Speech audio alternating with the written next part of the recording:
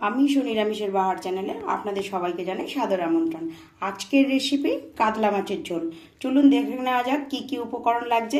এখানে নিয়েছি মাছ, আলু, ঝিঙে, পটল, ডাঁটা, আদা বাটা, কাঁচা লঙ্কা বাটা, হলুদ, ধনে টেবিল চামচের 1 চামচে, জিরে চা চামচের 1 চামচে, ঝাল লঙ্কার গুঁড়ো 5 ফোড়ন। মাছে আমি হলুদ আর নুন মেখে নেব।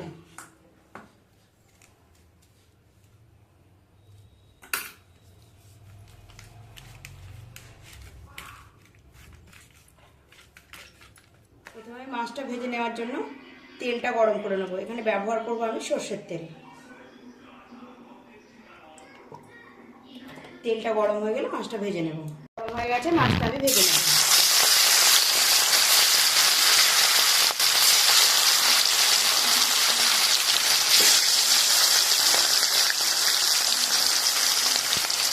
মাছগুলো আমি এবারে দিয়ে দেবো।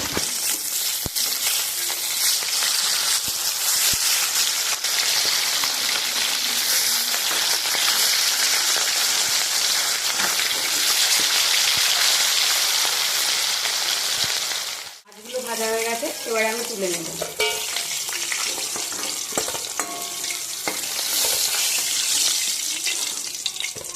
এবারে সমস্ত মাছগুলোকে আমি ভেজে নেব। তেলে সবজিগুলোকে আমি ভেজে নেব। প্রথমে একটু আলুগুলোকে ভেজে নেব।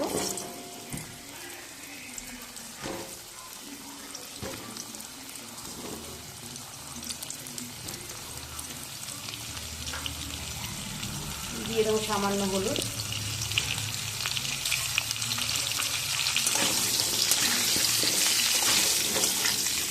আলুগুলো একটু ভাজা হয়ে গেলে এর মধ্যে আমি পটলগুলো দিয়ে দেবো।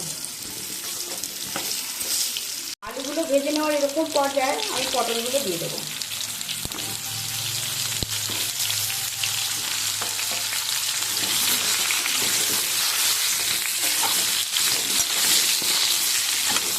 পটলটা ঠিক একটু ভাজা হয়ে গেলে আমি ঝিঙেগুলো দিয়ে দেবো।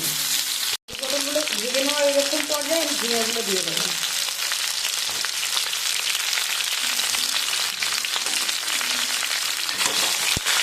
ঝিঙেগুলো দিয়ে হালকাভাবে ভেজে আমি নামিয়ে নেব।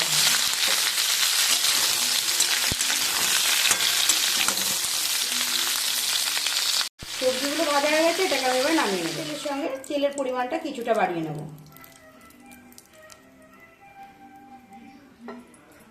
তেলটা গরম হয়ে গেছে, এখানে ফোড়নের জন্য ব্যবহার করব 5 ফোড়ন।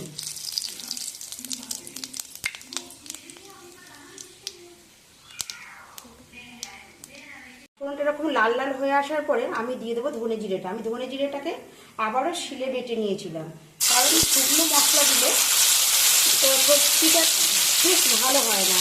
ভিজিয়ে রেখে যদি করা যায় তরকারির স্বাদটা দ্বিগুণ বেড়ে যায়। দিয়ে দেবো চা চামচের 1 চামচে আদা বাটা, দিয়ে দেবো সামান্য কাঁচা লঙ্কা বাটা। জিরেটাকে একটু কষিয়ে নেব।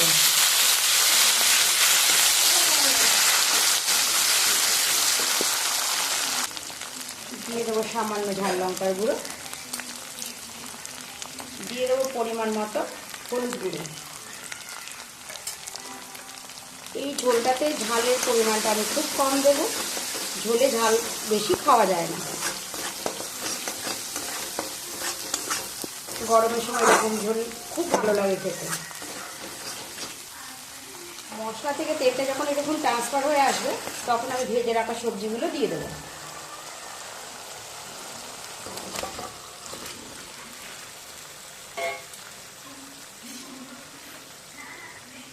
দিয়ে দেবো স্বাদ মতো নুন।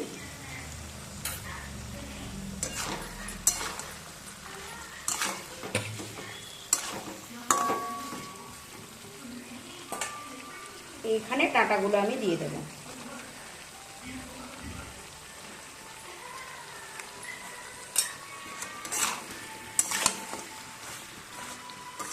এই সময় গ্যাসের ফ্লেমটা আমি লো টু মিডিয়ামে রেখে মশলাটাকে ভালো করে সবজির সঙ্গে মিশিয়ে দেবো। এটা বেটে নেওয়ার যে জলটা ছিল সেটা দিয়ে আমি একটু কষিয়ে দেবো।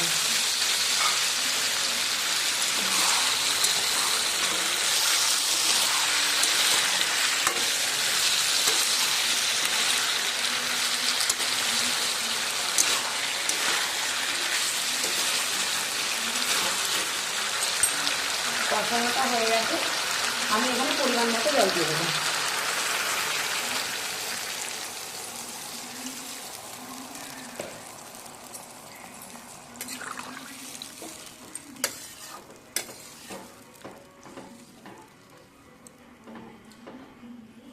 এবার সবজিটা ঢাকা দিয়ে আমি সেদ্ধ করে নেব। ঢাকাটা সরিয়ে সবজিটা আমি চেক করে নেবো সেদ্ধ হয়েছে কিনা। সবজিটা সেদ্ধ হয়ে গেছে, এখানে আমি মাছগুলো দিয়ে দেব।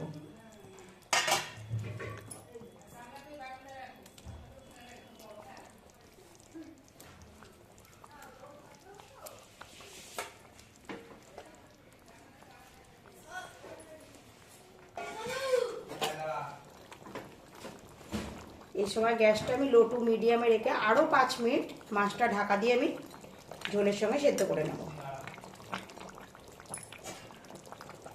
ঝোলটা রেডি হয়ে গেছে, এটাকে এবার আমি নামিয়ে নেব। আজকে কাতলা মাছের ঝোলের রেসিপিটা এখানেই শেষ করলাম। আজকের রেসিপি আপনাদের কাছে কেমন লেগেছে অবশ্যই কমেন্টে জানাবেন। ভিডিওটি স্ক্রিপ্ট না করে প্রথম থেকে শেষ পর্যন্ত দেখে যাবেন। ভালো লেগে থাকলে লাইক, শেয়ার, কমেন্ট, সাবস্ক্রাইব করতে ভুলবেন না। সাবস্ক্রাইব করে চ্যানেলটির পাশে থাকবেন, পাশে থাকা বেল আইকনটি অবশ্যই প্রেস করে দেবেন। আবারও আপনাদের সঙ্গে দেখা হচ্ছে এরকম নতুন কোনো ভিডিওতে। ততক্ষণ ভালো থাকবেন, সুস্থ থাকবেন। ধন্যবাদ।